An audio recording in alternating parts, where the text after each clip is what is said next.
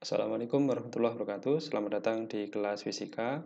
Pada video kali ini kita akan membahas tentang listrik arus bolak-balik. Kita bahas tentang listrik arus bolak-balik atau biasa kita sebut dengan arus AC.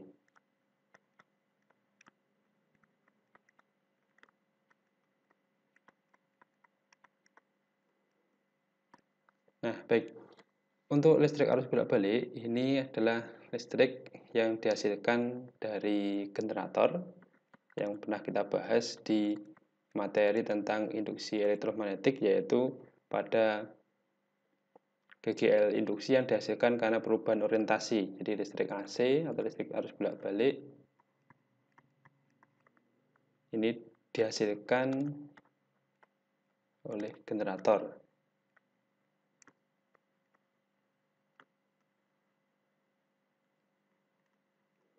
Nah, jadi dihasilkan oleh generator yang bisa bersumber dari tenaga angin, bisa tenaga air, ataupun tenaga uap, ataupun tenaga diesel, itu sebagai pemutar dari generator agar orientasi dari kumparan terhadap medan magnet itu bisa berubah-ubah.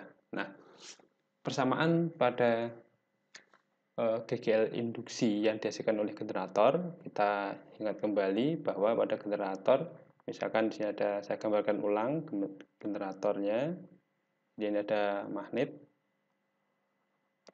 yang cukup besar, kemudian nanti di antaranya ini ada kumparan.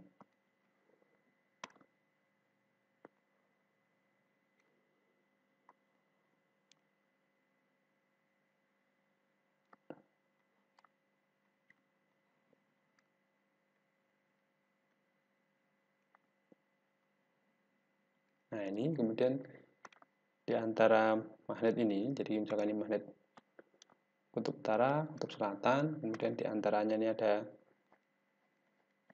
kumparan yang cukup banyak.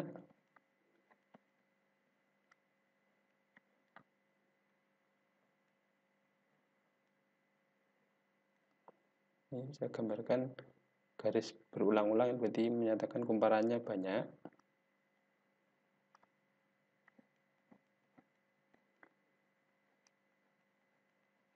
Nah, berarti karena ini ada magnet, kemudian ada medan magnet yang menembus kumparan. Nah, maka ada flux. Ini ada B, nah ada flux yang menembus, atau medan magnet yang menembus permukaan yang disebut dengan flux. Nah, agar muncul GGL induksi, maka ini harus diubah orientasinya dengan cara diputar. Pemutarnya ada berbagai macam tenaga. Jadi nanti ini diputar dengan kecepatan sudut konstan omega. Nah, maka muncul GGL induksi. Jadi GGL induksinya yang dihasilkan ini adalah NBA omega sin omega T. Nah, ini persamaan yang sudah pernah dibahas di video tentang GGL induksi yang dihasilkan akibat perubahan orientasi. Nah, GGL induksi ini akan bernilai maksimum ketika sinus omega T itu bernilai 1. Jadi GGL-nya akan maksimum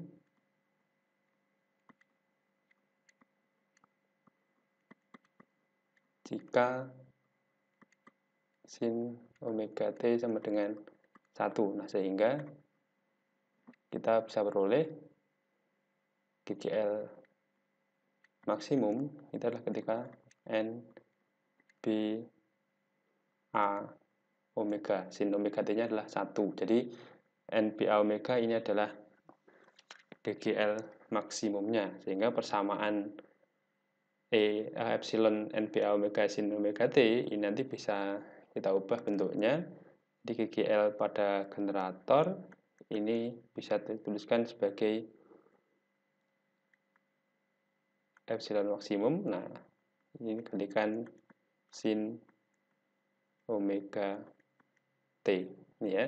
Jadi untuk NBA omega ini adalah epsilon maksimum atau GGL maksimumnya. Jadi itu adalah GGL yang dihasilkan oleh generator yang nanti akan menjadi arus bolak-balik. Kenapa disebut arus bolak-balik? Karena di situ ada sinusoidal. Jadi arusnya maupun tegangannya nanti berbentuk sinusoidal jika kita gambarkan. Jadi dari persamaan itu GGL-nya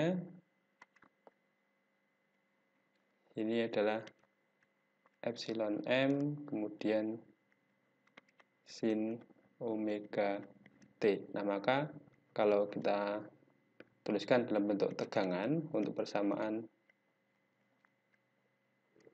tegangannya, ini nanti adalah V sama dengan Vm sin omega T. Jadi nanti kita akan hubungkan dalam suatu rangkaian listrik, itu persamaan untuk tegangannya. Kemudian untuk arusnya, untuk arus, nah ini nanti ada I dengan I maksimum kalikan sin omega T. Nah, persamaan ini berlaku untuk rangkaian yang berupa hambatan murni. Jadi misalkan di sini ada sumber tegangan AC, kemudian ini ada hambatan, nah ini ada hambatan R. Oke, maka berlaku persamaan tersebut. Nah, dari persamaan itu tampak bahwa V itu sama dengan V maksimum dikalikan sin omega T, sehingga nilainya tentu saja nanti akan berubah-ubah sesuai dengan kurva dari sinusoidal atau sinus, kurva sinus. Jadi kalau misalkan ini kita gambarkan seperti ini, nah maka nanti tegangannya ini juga nilainya akan berubah mengikuti kurva dari sinus.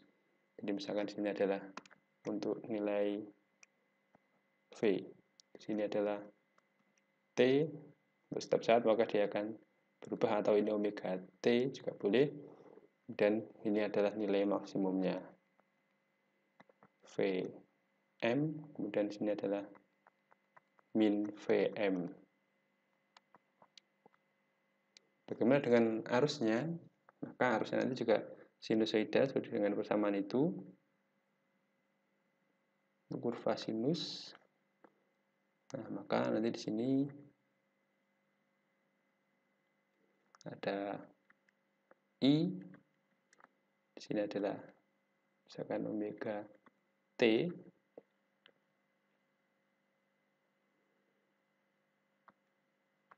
maka arusnya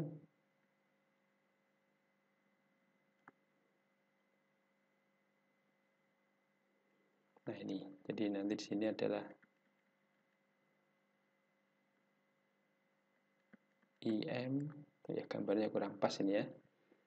Ini agak kurang ke bawah.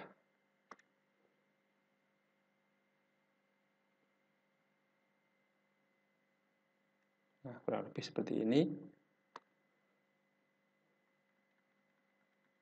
Misalkan ini adalah min IM. Nah, ini adalah gambaran dari arus dan tegangan sinusoidal. Kemudian untuk setiap harinya, kalau misalkan kita mengukur tegangan dan arus pada sumber atau pada rangkaian listrik AC, maka nilai yang terbaca pada ampere meter ternyata tidak berubah-ubah seperti halnya pada kurva sinusoidal ini. Nah, lalu apa yang terbaca pada ampere meter ataupun pada voltmeter pada rangkaian AC yang kita pakai untuk mengukur arus atau tegangan pada instalasi listrik yang ada di rumah kita. Nah, jadi itu yang terukur pada ampere meter maupun pada voltmeter itu adalah tegangan efektif. Ya, jadi ada tegangan dan arus efektif.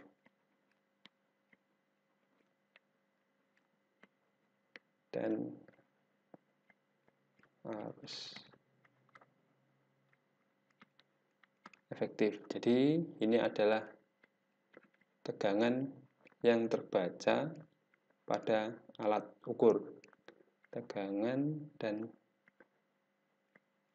arus efektif adalah tegangan dan arus yang terbaca pada voltmeter atau ampere meter, ini untuk arusnya. Nah ini, jadi ketika kita mengukur tegangan di instalasi listrik di rumah kita, maka yang terbaca nanti nilainya tetap. Begitu juga untuk arusnya. Nah berarti itu adalah yang disebut dengan arus efektif. Nah lalu bagaimana dengan besarnya arus efektif itu? Begitu juga dengan untuk tegangan tegangan efektif. Nah bersamaan untuk tegangan efektif, jadi V efektif ini adalah V maksimum dari sumber tegangan AC, kemudian dibagi dengan akar 2. Kemudian untuk arus efektifnya, E efektif, ini adalah I maksimum dibagi dengan akar 2. Jadi ini ada VEF, ini adalah tegangan efektif.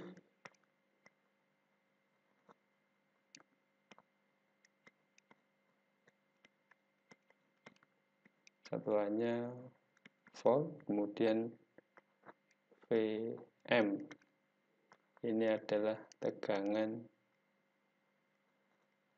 maksimum.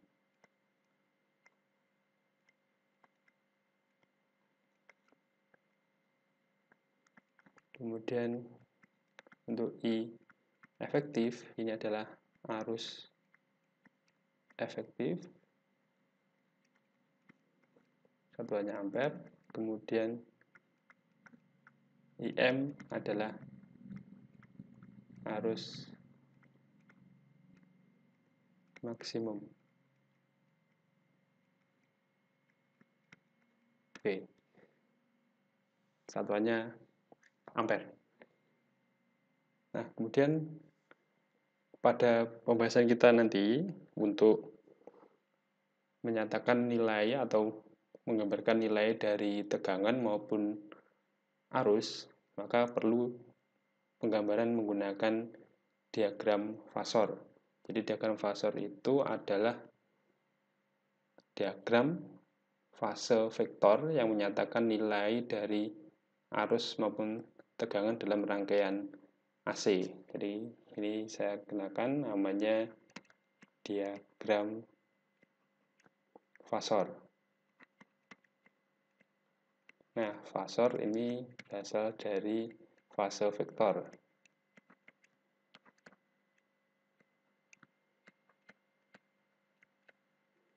Nah, sehingga nanti untuk tegangan dan juga arus, maka kita gambarkan dalam diagram fasor. Ini contohnya, jadi ada dua sumbu. Ini adalah theta, ini theta. Kemudian ini adalah tegangan sebagai fungsi waktu. Kemudian ini adalah arus sebagai fungsi waktu. Nah, kemudian untuk V maksimumnya adalah yang ini. Nah, ini adalah Vm. Panjangnya panah ini menyatakan Vm. Kemudian ini proyeksinya, ini adalah Vt.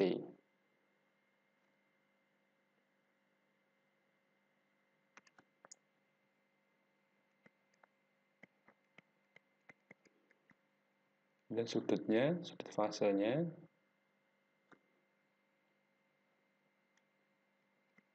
adalah theta.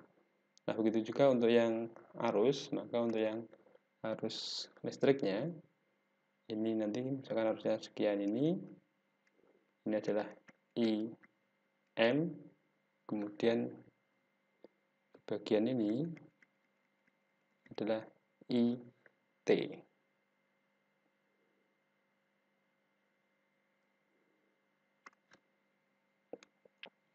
Kita boleh pakai ini adalah IT ya, IT.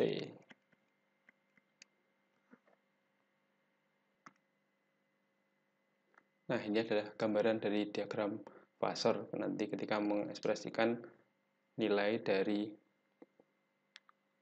arus maupun tegangan pada listrik AC. Nah, untuk notasi dari V maupun notasi dari I, mungkin nanti akan ada beberapa buku yang menggunakan I-nya pakai I kecil, kemudian mungkin V-nya pakai V kecil, tapi nanti kita gunakan yang ini aja nggak apa-apa, boleh pakai I kecil maupun I besar, yang penting tahu maksudnya dari notasi I maupun V itu adalah arus dan tegangan pada listrik AC. Nah, demikian pembahasan kita pada video kali ini. Semoga ada manfaatnya. Assalamualaikum warahmatullahi wabarakatuh.